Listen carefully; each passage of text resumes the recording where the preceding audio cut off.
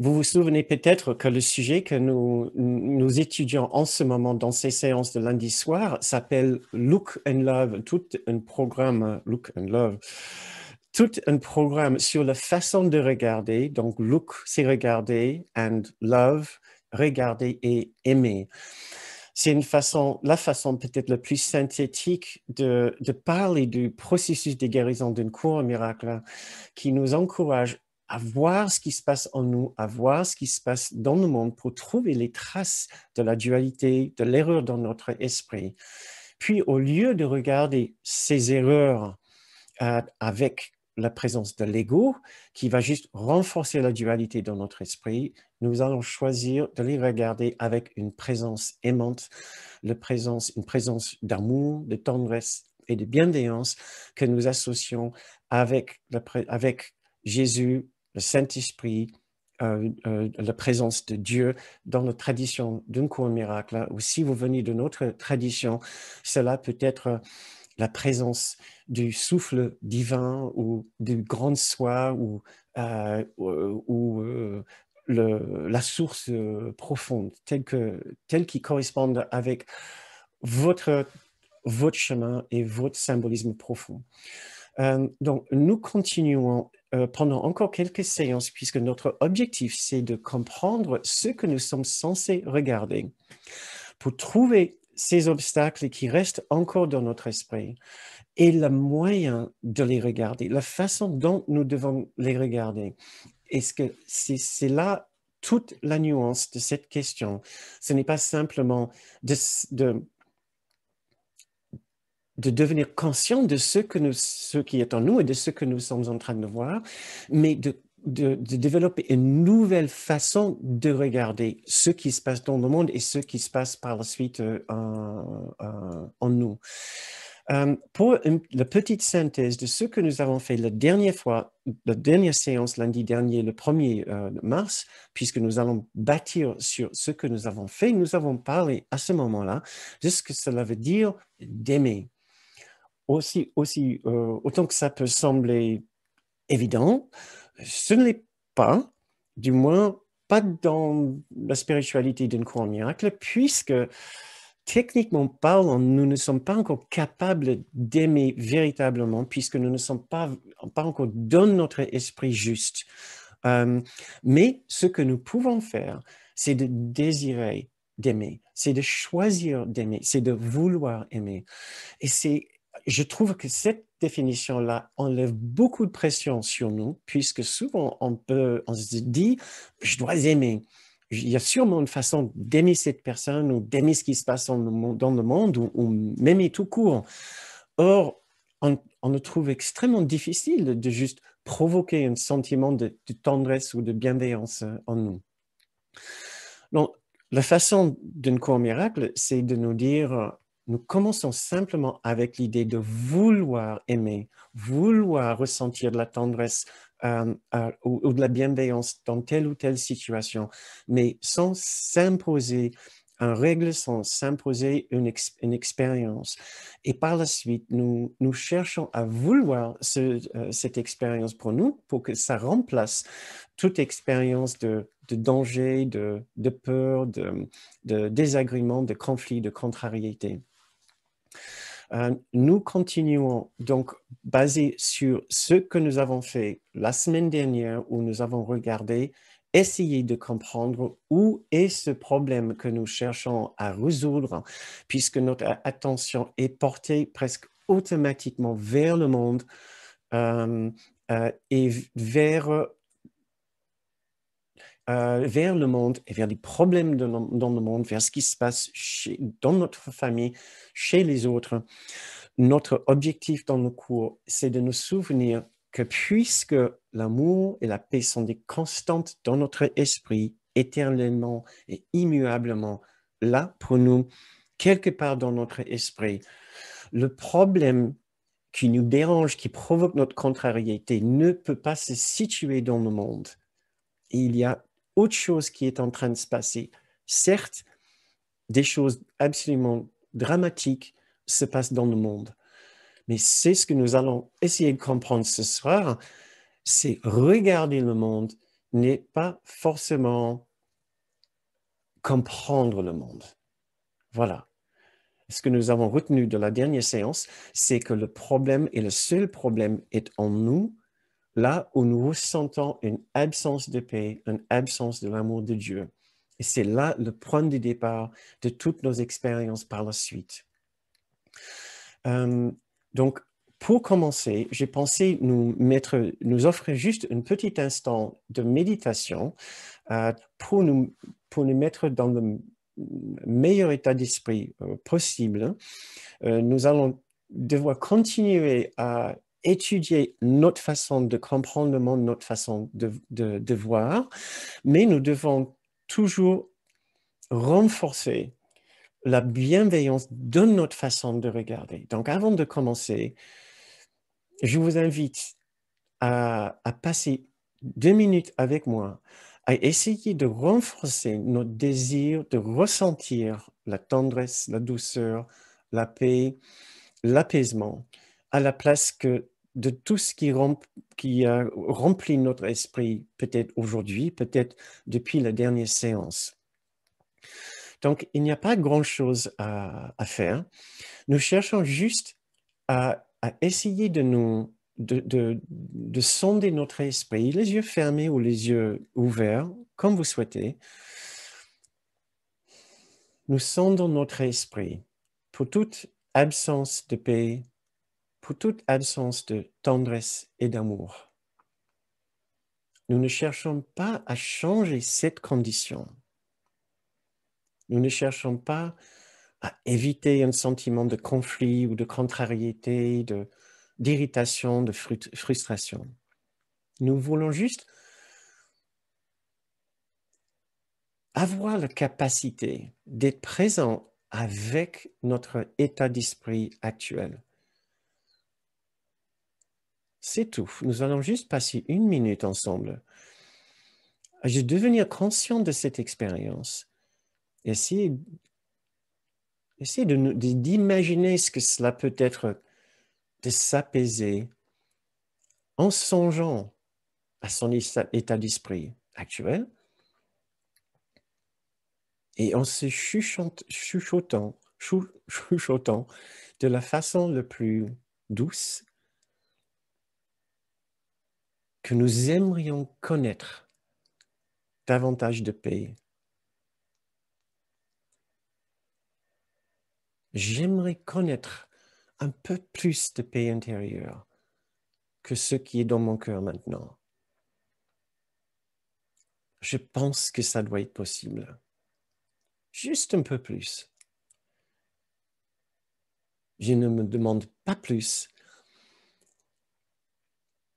Je voudrais pouvoir ressentir un peu plus de paix, de douceur, de confiance. J'aimerais bien, je voudrais bien ressentir un peu plus de solidité dans l'existence, de constance. Je voudrais bien même savoir ce que c'est de ressentir l'éternité à la place du temps.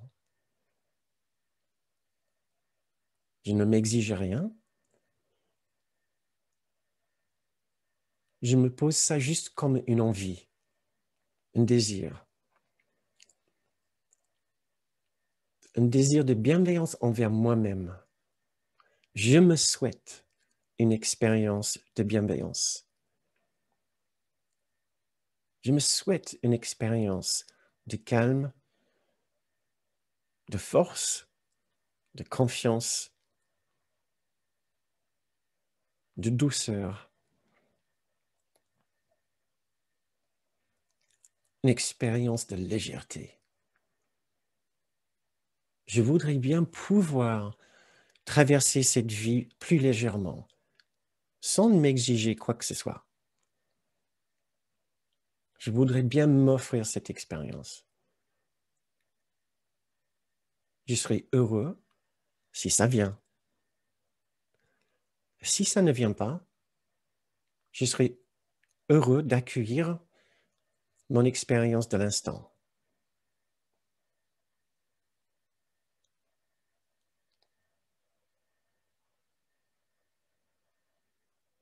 Voilà, très bien.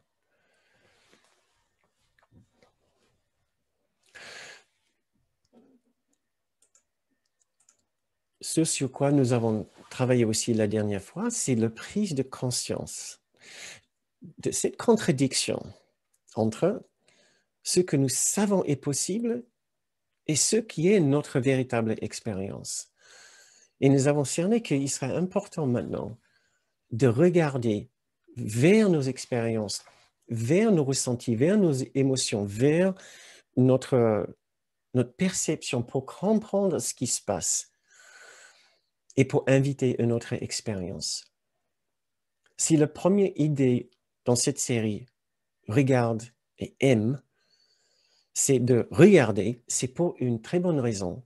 Partout dans le cours, vous allez voir cette idée de regarder, d'observer, une idée de perception, de percevoir, d'apercevoir, de nous rendre compte de. Ce qui veut dire, dans un certain langage, aussi de regarder. C'est extrêmement important, puisque c'est en ne pas regardant, c'est le fait de ne pas regarder que l'ego arrive à nous garder dans la dualité. Donc, tout ce parcours de guérison nous demande d'affiner notre façon de regarder, ce qui veut dire d'affiner notre conscience par rapport à ce que nous sommes en train de voir et comment nous réagissons par rapport à ce que nous sommes en train de voir. Comme nous avons déjà dit, l'amour et la paix sont des constantes dans l'existence, qui sont des constantes dans notre état, dans notre esprit. Si nous n'avons pas une expérience de l'amour et de la paix, nous sommes en train d'avoir une expérience d'autre chose et nous voulons maintenant savoir ce que c'est cette autre chose. C'est ça, commencer à vraiment affiner notre perception pour savoir, pour être vigilant, pour développer notre vigilance. Je vous demande maintenant, juste pendant 1 minute, de regarder autour de vous et de devenir conscient de ce que vous pensez de là où vous êtes. Quelles sont les pensées qui peuvent traverser votre esprit par rapport à là où vous êtes? Peu importe, positive, négative, juste des observations. Quelles sont les pensées qui traversent votre esprit quand vous regardez autour de vous dans votre pièce? Vous pouvez regarder les objets. Peut-être les objets ont une certaine signification pour vous.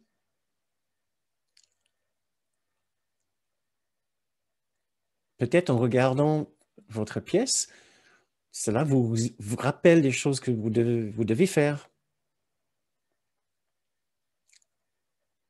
En regardant ces objets dans votre pièce, qu'est-ce que vous ressentez? Est-ce que c'est qu'une émotion stable chaque fois que vos yeux se posent sur un objet, ou est-ce que cette expérience intérieure, votre réaction intérieure, ce que vous ressentez, est-ce que ça change selon l'objet sur lequel vos yeux se posent? Juste notez, bien sûr, ce n'est pas du tout une question d'une bonne ou une mauvaise réponse. C'est juste une question de devenir conscient du fait que quand nous regardons, nous sommes aussi en train de ressentir quelque chose par rapport à ce que nous regardons.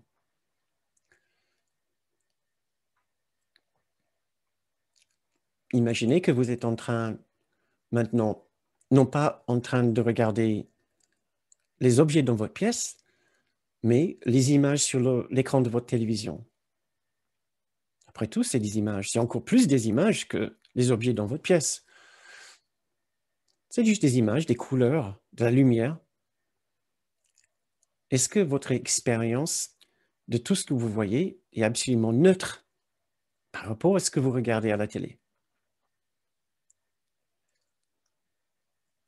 Essayez de faire un tour d'horizon des différentes émotions que vous pouvez avoir, que vous pouvez connaître en pensant aux images que vous pouvez voir à la télé.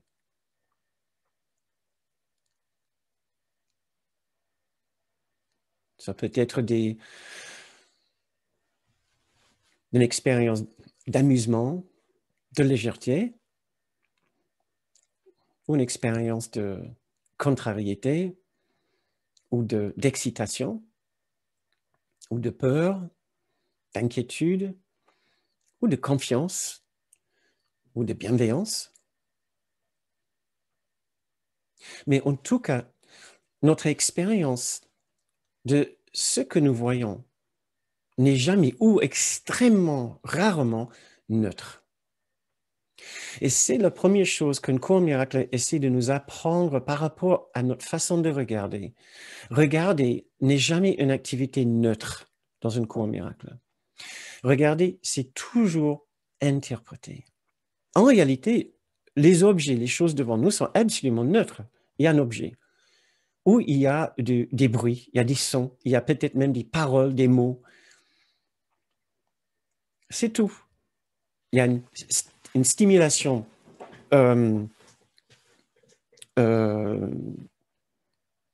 la lumière qui vient sur nos rétines, qui crée une image sur la rétine, au fond de l'œil.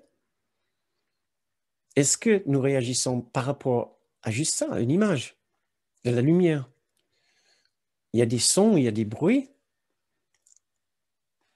Mais est-ce que nous captons ces bruits uniquement comme des sons ou est-ce que cela devient des mots pour nous?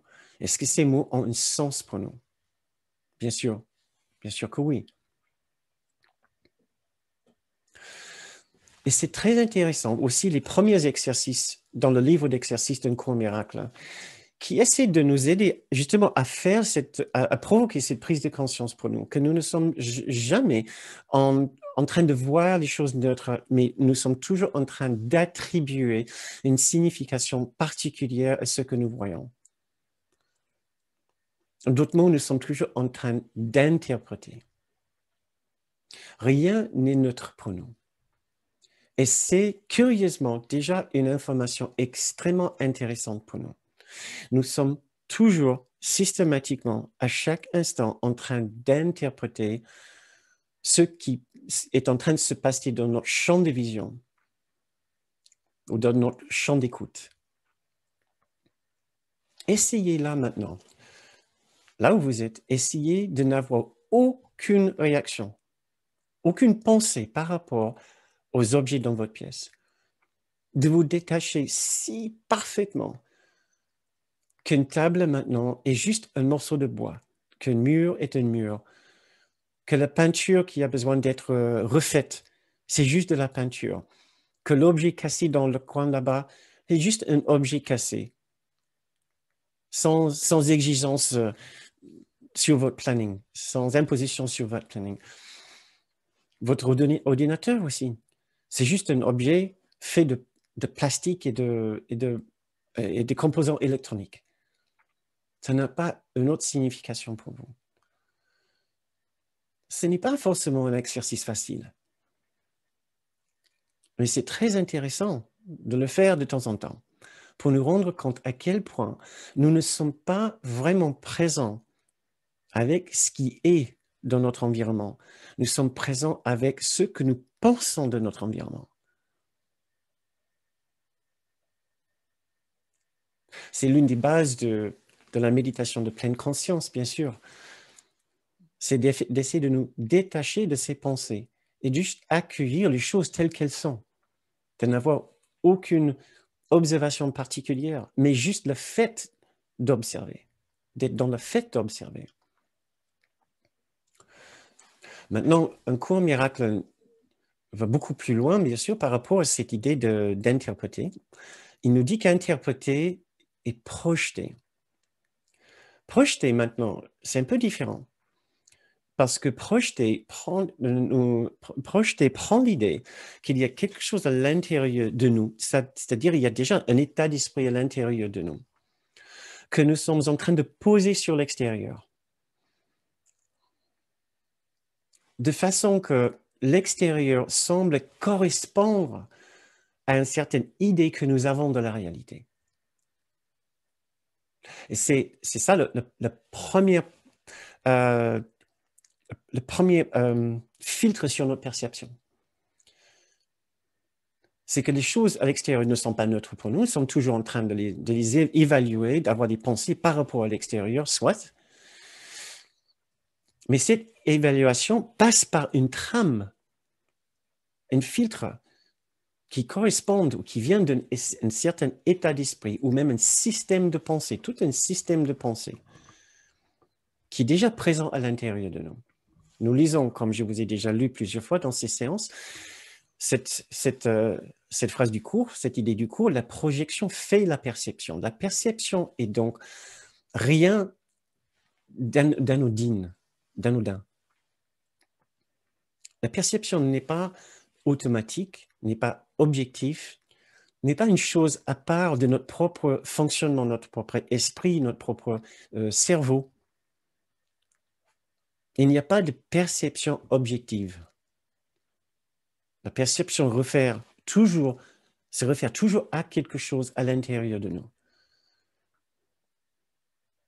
Un exemple que vous avez peut-être déjà entendu, que j'aime beaucoup, c'est 5 différentes personnes qui marchent dans une forêt et tombent sur un immense arbre. Et ces 5 personnes représentent 5 différents métiers. Le premier est un menuisier. Il dit, quel magnifique arbre. Vous imaginez le nombre de beaux meubles que je pouvais produire avec cet arbre. Le deuxième est un artiste. Il dit, mais quel sujet splendide pour un tableau. Je pourrais faire multiples tableaux de cet arbre de plusieurs points de vue. Un autre, il est botaniste. Donc il dit, quel spécimen. Mais je vais prendre des échantillons, je vais grimper dans l'arbre, je vais essayer de comprendre comment un arbre aussi grand peut fonctionner. Un autre, il est sylviculteur. Il dit, je vais faire plein d'argent avec cet arbre une fois découpé en planches et en billes. Qu'est-ce que nous pouvons imaginer d'autre? Un méditant. Un méditant qui dit, quel endroit sublime pour m'asseoir et pour être présent. Juste essayer d'accueillir la paix d'esprit. Un seul objet, l'arbre, vu de 5 façons complètement différentes. Qu'est-ce que l'arbre? L'arbre est du charbon. C'est tout ce que c'est. Configuré d'une certaine façon pour former ce que nous appelons un arbre. Nous avons 5 perceptions très différentes et 5 expériences très différentes de cet arbre. Quelqu'un qui est agrophobe, c'est-à-dire quelqu'un qui a peur de l'extérieur, il peut avoir peur de cet arbre, peur de l'immensité que ça représente. Or, le méditant, il embrasse l'arbre, il jette ses bras autour. 5 personnes avec 5 systèmes de pensée différents, 5 configurations intérieures différentes. Maintenant, nous comprenons avec notre lecture d'un cours miracle qu'il n'y a que 2 interprétations que nous pouvons avoir par rapport à l'extérieur. Il n'y a que 2 esprits en nous, il n'y a que 2 voix. Il y a la voix de l'ego et il y a la voix de celui qu'on peut appeler le Saint-Esprit ou la voix de Dieu ou la voix de Jésus. Nous pouvons aussi appeler la voix de notre propre grande soi ou la voix qui vient de notre esprit juste. Tout cela, c'est pareil dans le symbolisme d'un cours miracle. Cela simplement représente la partie la plus sage, le plus noble de nous, qui a le plus de recul sur la réalité des choses derrière les apparences. Une voix juste et une voix fausse. Une voix fausse qui représente la voix de la dualité et de la séparation et de la division. Et une autre voix en nous, un autre esprit en nous qui représente la présence de l'unité, de l'amour, de la tendresse et de l'inclusion. Et nous apprenons dans nos cours que l'ego parle toujours en premier. Donc, ce que nous pensons être une façon anodine de regarder l'extérieur ne l'est pas du tout. Sauf que c'est tellement automatique pour nous que nous pensons que nous ne sommes pas en train d'interpréter, que la signification que nous donnons des choses, c'est la seule signification possible. C'est juste ce qui est. Or, en réalité, nous avons décidé déjà de choisir l'ego, la voie de la dualité, la séparation, mais nous oublions aussitôt, après, que nous l'avons choisi et nous projetons sa version de la réalité à l'extérieur.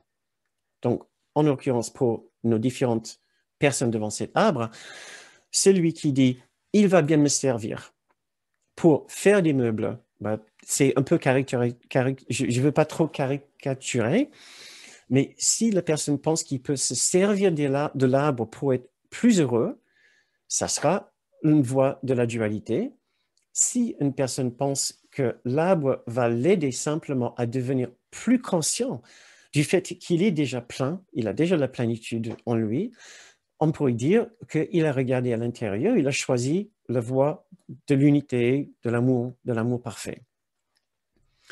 Deux voies, deux interprétations possibles, avec l'ego qui parle toujours en premier et qui parle pour nous d'une façon si automatique que nous ne savons même pas que nous sommes en train de le choisir. Et c'est ce que j'aimerais bien vous encourager juste à songer maintenant, qu'à chaque fois que nous sommes en train de regarder, c'est soit à travers les yeux d'un esprit qui va guider nos perceptions vers la peur, vers la division, vers la contrariété, vers le manque, vers l'absence, vers le danger, vers la peur, ou soit nous sommes en train de regarder à travers les yeux qui vont nous mener plus vers des expériences d'inclusion, de confiance, de sécurité et de douceur. Il n'y a que ces deux familles de perception et d'interprétation, il n'y a pas une autre.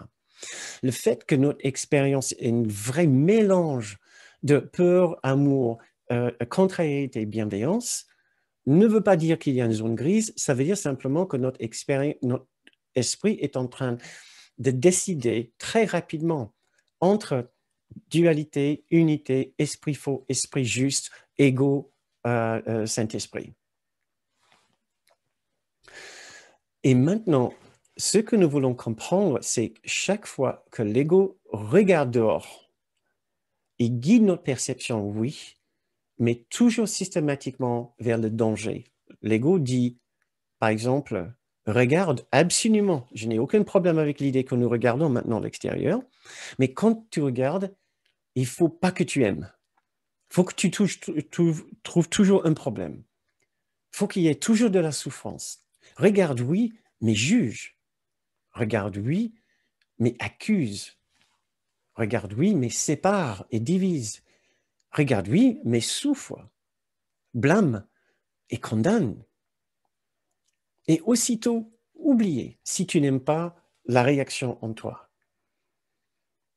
Donc, en suivant ces dictats ou sa façon de penser, nous allons regarder à l'extérieur, nous allons avoir une certaine réaction, une certaine conclusion malheureuse par rapport à l'environnement autour de nous, et soit nous allons devenir très conscients de cela et nous allons être contrariés, ou soit nous allons le refouler ou nous allons le nier tellement nous ne voulons pas savoir. Et c'est ce qui peut arriver très facilement pour les personnes qui sont gênées par leur expérience et ne veulent pas savoir à quel point ils sont malheureux peut-être dans une telle situation. Et tôt ou tard, ce qui est refoulé risque de ressortir ou produire des effets assez négatifs dans notre existence. L'ego dit, selon des dictats, selon le principe que la projection fait la perception, il dit « regarde à l'intérieur ». Mais ce que vous allez voir est tellement horrible que si vous ne faites pas attention, vous risquez de vous écrouler devant l'horreur de ce que vous êtes. Et voici une phrase que nous trouvons dans un cours miracle que Kenneth Wapnick citait très souvent. Très fort, l'ego te dit de ne pas regarder au-dedans. Pardon. Car si tu le fais, ton regard se posera sur le péché. Et ce péché n'est pas un simple péché, c'est un immense péché. Le péché est si immense que nous lisons, pour finir la phrase, et Dieu te frappera de cécité, ce qui veut dire que Dieu te détruira.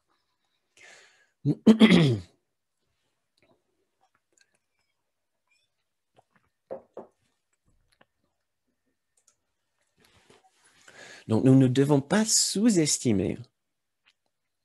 Et là, je ne vais pas aller dans tous les détails par rapport à ce que l'ego est en train de nous dire au fond de notre esprit. Je ne veux pas vous décourager. Peut-être pendant un stage, quand je vous ai autour de moi et on peut aller rigoler un petit peu. Mais il ne faut pas sous-estimer le niveau de condamnation, le niveau de noirceur que l'ego a réservé pour nous. Il considère ça comme notre état donné, comme notre condition de base.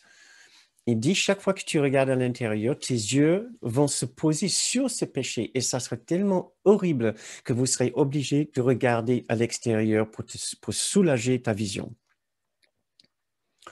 Il ne nous dit jamais de continuer à regarder parce qu'au-delà de cette barrière de péché, il y a une lumière absolument resplendissante. Et c'est ce que nous essayons de faire avec ces séances et avec ce travail d'un cours miracle, c'est de percer le voile et l'interprétation de l'ego pour aller au-delà et dire non, je ne m'arrête pas avec sa version des choses, avec sa perception, je continue. C'est chaud, c'est fort désagréable de voir ce que l'ego pense de moi, mais j'ai confiance puisque maintenant je suis puissamment accompagné par une magnifique présence de bienveillance et d'amour. Je peux regarder tout ce que mon ego, réserve pour moi, sans flanchir, sans battre une retraite, sans prendre peur et sans me juger. Je peux l'encaisser. Voilà. Je peux savoir ce que j'ai pensé de moi-même toutes ces années. Je n'ai pas peur maintenant, puisque je sais à quel point je suis aimé. Et c'est pour ça que j'ai mis l'accent sur l'importance de renforcer cette bienveillance intérieure pendant le mois de février, toute cette étape sur la bienveillance infaillible. Puisque dans ce cours, et je dirais dans tout véritable chemin spirituel, nous serons obligés de dépasser l'ego. La seule manière de le dépasser, c'est de le regarder. Pas pour le renforcer, mais justement pour aller au-delà et dire, tu ne peux pas être la vérité. Il y a forcément autre chose en nous.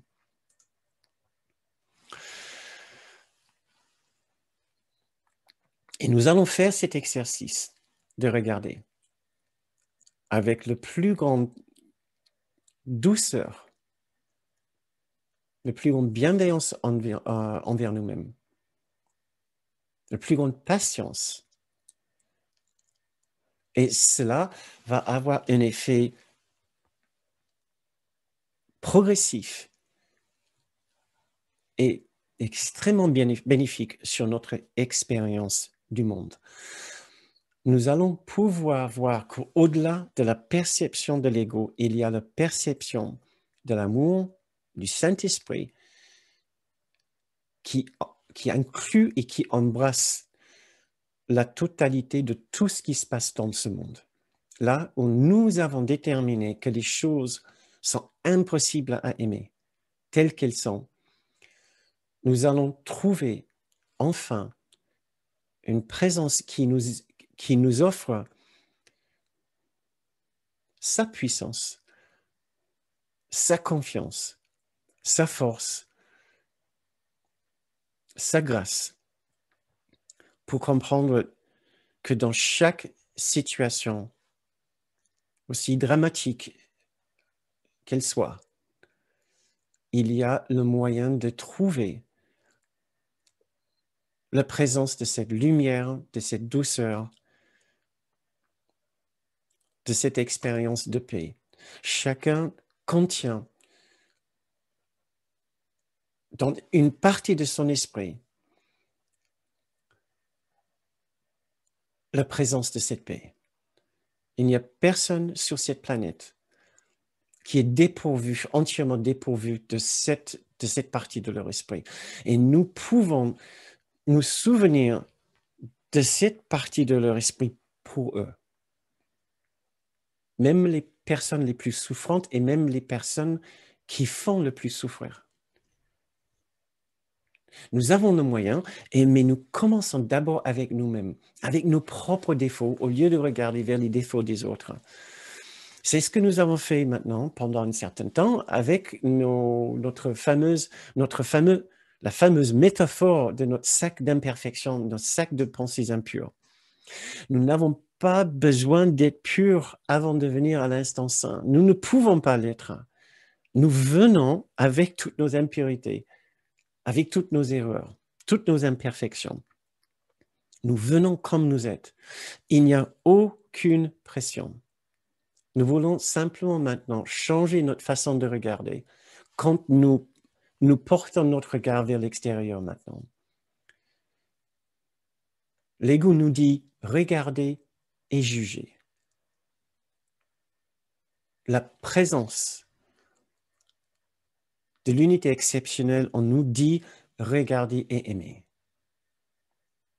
C'est tout ce que nous devons faire. Changer notre histoire, changer notre interprétation. Ça va produire des miracles pour nous, ça va produire un changement immense pour nous. C'est le neti-neti d'un courant miracle. Nous regardons l'extérieur et au lieu de conclure et dire « je sais ce que je regarde », je dis non, ce que je regarde, c'est l'interprétation de l'ego. Maintenant, qu'est-ce qui est là véritablement? Qu'est-ce qui est vraiment là?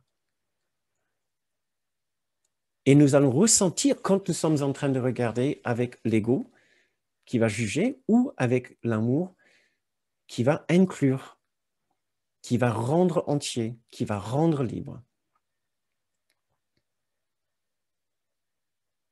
Et c'est ce que je vous invite de faire maintenant pendant une minute, c'est de vous mettre dans une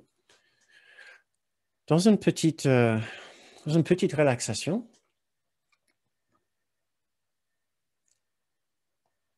Et essayez de tourner votre attention vers le monde à nouveau, comme nous avons fait dans les autres exercices, lors des autres séances. Et survoler ce monde maintenant.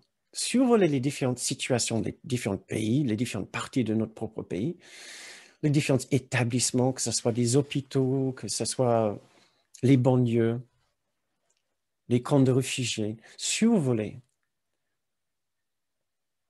Comme si vous aviez des ailes. Littéralement, vous êtes en train de survoler ces endroits. Et essayez simplement de voir que vous êtes accompagné à chaque instant par deux présences. Il y a toujours, bien sûr, pour l'instant, la présence de l'ego, notre sac d'impurité. Nous avons pris l'air, nous volons, mais toujours avec notre sac d'impurité, notre sac de pensées impures, notre sac de pensées imparfaites. Mais il n'y a pas que ça maintenant. Nous ne sommes pas seuls. Nous sommes accompagnés. Chaque fois que nous avons une réaction par rapport à ce que nous voyons, nous sommes en train d'interpréter au lieu de regarder ce qui est véritablement là. Ce qui est véritablement là, c'est des scènes complètement neutres. Il y a des êtres humains qui sont en train de faire des choses, avec des choses, sur Terre. Il y a des bruits, il y a des activités.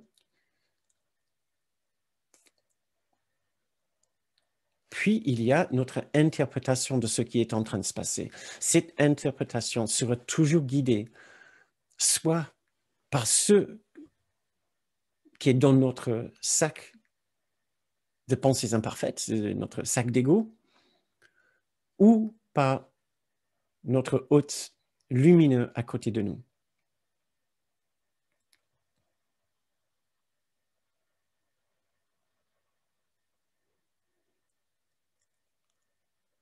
C'est tout ce que nous avons besoin de faire pour l'instant.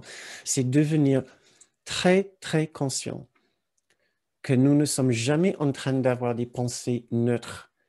Chaque fois que nos yeux se pose sur une scène dans cette vie, une situation quelconque, nous sommes toujours en train d'interpréter. Et c'est tout ce que c'est, une interprétation. Et c'est notre interprétation qui va mener à notre expérience de la situation. Si nous voulons plus de paix, de douceur, de tendresse, un sentiment d'inclusion et de sécurité, nous avons simplement besoin de changer de guide, de changer de voie, de changer d'interprétation, puisque les choses sont en réalité complètement neutres.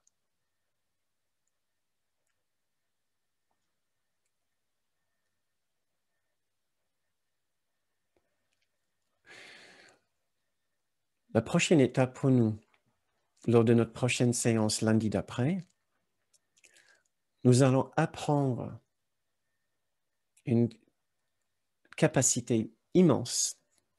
C'est la capacité d'avoir tort.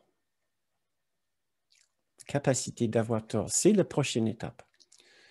Ça ne suffit pas juste de savoir que nous pouvons choisir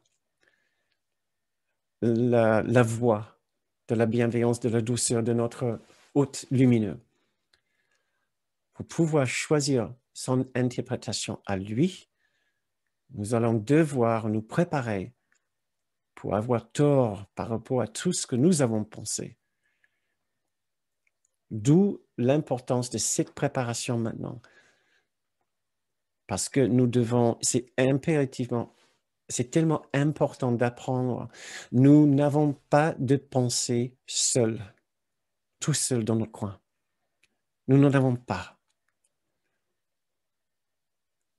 Nous allons essayer de défendre notre point de vue, défendre notre pensée. Mais ce n'est pas notre pensée. C'est la pensée de l'ego. Nous n'avons pas de pensée, puisqu'il n'y a que des images dans ce monde ici. Nous sommes toujours en train d'interpréter, soit selon la présence et la voix de la dualité de l'ego, soit selon la présence et la voix du Saint-Esprit, de Jésus, de notre guide, de la perfection qui est le propre de notre demeure dans l'unité.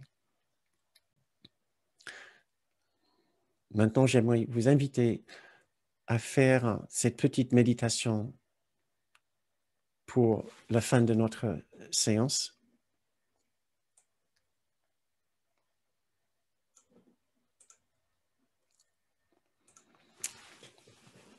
Vous savez bien la place importante que le pardon a pour nous dans un cours miracle. C'est tellement facile de mal comprendre le pardon. Le pardon pour le cours, c'est simplement la remise en question de notre douleur. Et c'est ce que nous sommes en train de faire. Voilà.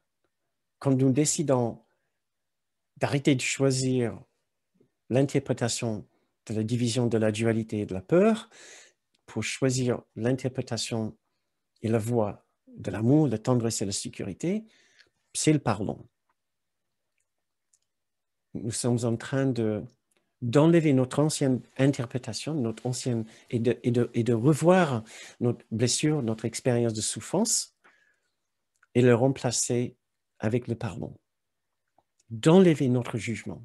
Parce que notre jugement n'était pas notre jugement, c'était toujours le jugement de l'ego. Et voilà la méditation que j'ai choisie pour nous ce soir, c'est sur le pardon.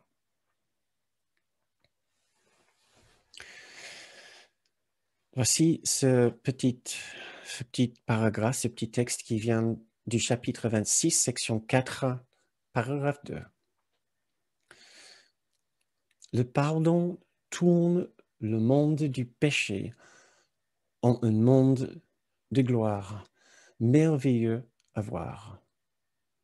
Chaque fleur luit dans la lumière et chaque oiseau chante la joie du ciel. Il n'y a pas de tristesse, il n'y a pas d'adieu ici, car tout est totalement pardonné. Et ce qui a été pardonné doit se joindre, car rien ne se dresse entre eux pour les garder séparés et à part. Ceux qui sont sans péché doivent percevoir qu'ils sont un. car rien ne se dresse entre eux pour repousser l'autre. Et dans l'espace que le péché a laissé vacant, ils se joignent pour ne faire qu'un, reconnaissant avec joie que ce qui fait partie d'eux n'a pas été gardé à part et séparé.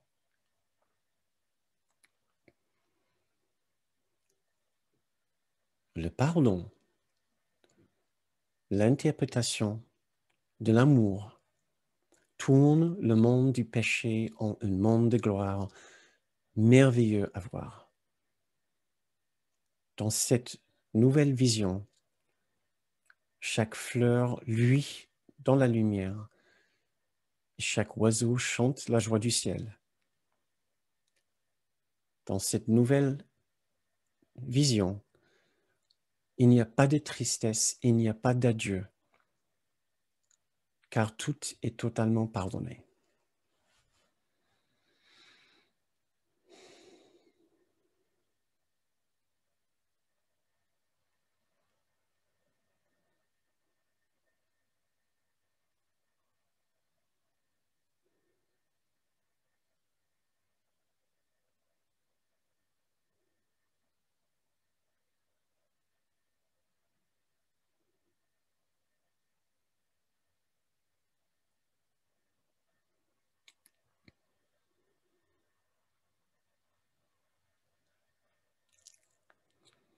Essayez de ressentir un vrai espoir maintenant, qu'enfin, peut-être, nous allons pouvoir faire un simple choix de guide, d'enseignant, de voix.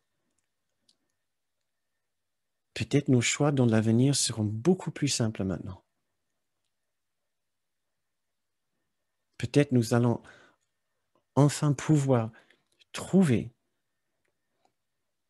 la présence de cette paix, de cet amour immuable que nous savons sont des constantes.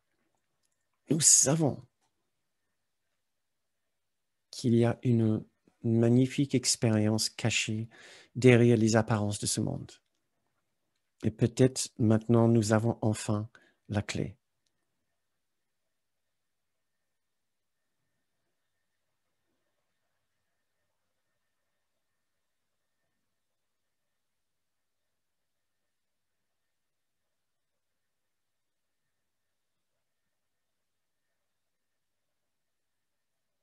Très bien.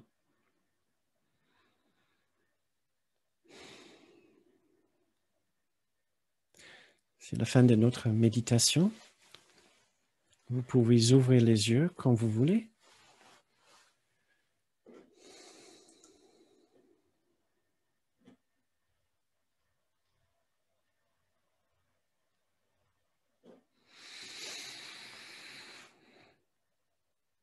C'est la fin de notre séance pour ce soir. Merci beaucoup d'avoir été avec nous. Si vous partez maintenant, toutes nos pensées les plus chaleureuses vont avec vous et nous serons ravis de vous voir soit jeudi prochain si vous souhaitez, soit lundi d'après. Donc, ça sera le 15, lundi d'après, pour continuer cette série, là où nous allons parler justement de comment avoir tort, parce que c'est beaucoup plus difficile que ce qu'on croit. Et nous devons étudier ça, regarder ça, bien sûr, avec la plus grande bienveillance et d'essayer de comprendre pourquoi est-ce que c'est aussi difficile. Ça va nous aider énormément.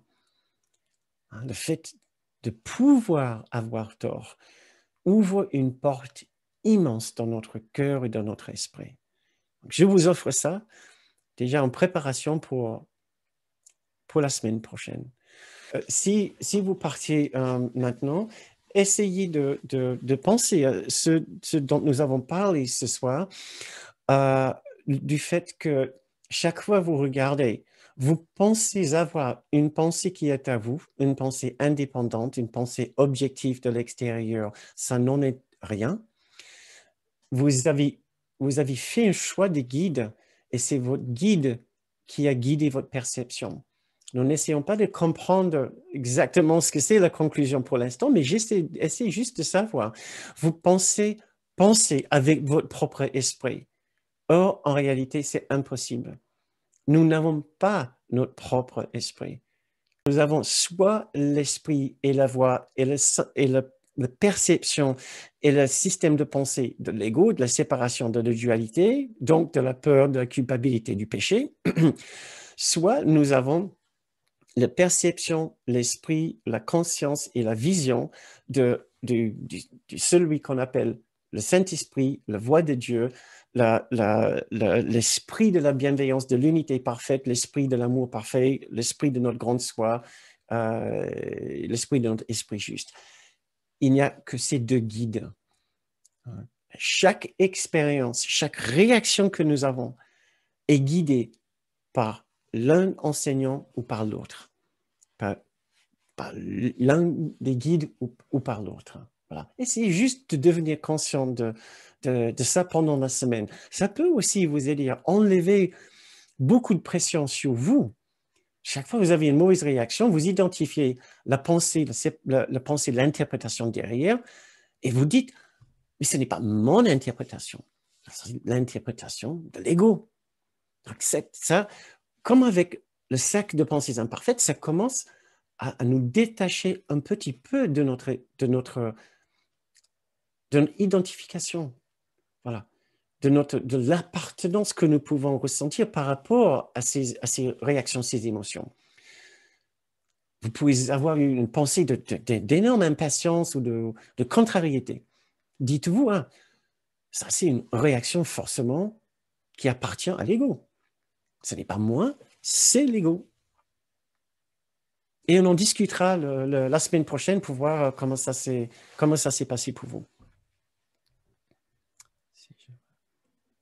Mais Louise, si je vois le beau et le bien, si tu sais que cette beauté et cette bonté sont indépendantes de ce que tu vois, c'est-à-dire que c'est là d'une façon inhérente dans l'existence, ça vient bien sûr de l'esprit juste. Nous avons un esprit juste et un esprit faux. Nous ne sommes pas forcément dominés par l'ego. Nous pouvons avoir aussi des sublimes instants, des sublimes moments de percée de l'esprit juste, de percée du Saint-Esprit dans notre esprit. Le Saint-Esprit, la voie de la bienveillance, ne sont pas des choses mystérieuses. Ce n'est pas ésotérique. C'est extrêmement naturel. C'est la chose la plus naturelle. Comme nous pouvons lire aussi dans les principes des miracles au début du texte. Le principe, c'est le 6, voilà, 6. Les miracles sont naturels. C'est lorsqu'ils ne se produisent pas que quelque chose ne va pas. Ça veut dire les miracles tels que l'écoute du Saint-Esprit, l'instant saint, etc., ça devrait se produire tout le temps. Et s'il n'y a que deux voix, nous sommes toujours en train d'écouter les deux. Nous ne choisissons pas forcément de toujours écouter le Saint-Esprit ou la bienveillance, comme nous ne choisissons pas non plus de toujours choisir l'ego. Nous pouvons avoir des pensées tout à fait sincères, généreuses et bienveillantes envers un être aimé, envers un enfant, envers même un pays, même le voisinage, le conseil municipal, les dirigeants de notre pays, par exemple. Je ne sais pas du tout que je veux provoquer, mais si vous avez d'autres questions, vous pouvez effectivement les mettre dans le fil de chat si vous êtes un peu timide et vous n'avez pas envie d'ouvrir votre micro. Ah, cher Berthe, tu as fait exprès?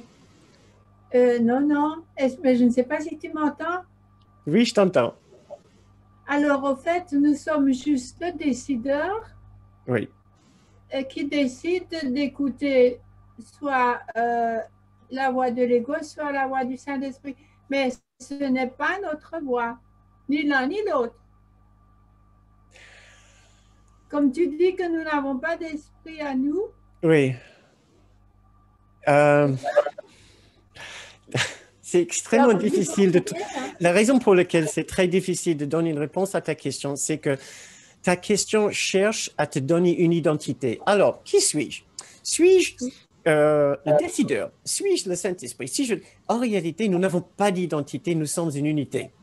Donc, je ne pourrais pas te donner une réponse sans trahir la réalité que nous essayons d'atteindre derrière. Mais pour l'instant, nous pouvons comprendre que nous n'avons le seul esprit que nous avons, c'est l'esprit de décision, de décideur, d'observateur sans jugement et sans peur, qui peut par la suite décider calmement et clairement s'il veut choisir la voie de l'ego, de la séparation, de la particularité, soit la voie de l'unité, de l'amour parfait. Et une fois que nous avons fait notre choix, notre esprit sera automatiquement rempli d'une expérience, d'une réaction. Mais ce n'est pas notre... Ce n'est pas...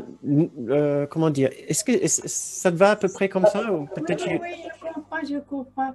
Oui, comme tu dis qu'on sera rempli de... Voilà, au fait, c'est l'esprit de cette unité, quoi. Nous remplissons notre champ d'expérience, soit avec ce qui est présent dans l'esprit de l'ego, soit avec ce qui est présent dans l'esprit de l'unité et de l'amour. D'accord. Oui, je comprends mieux.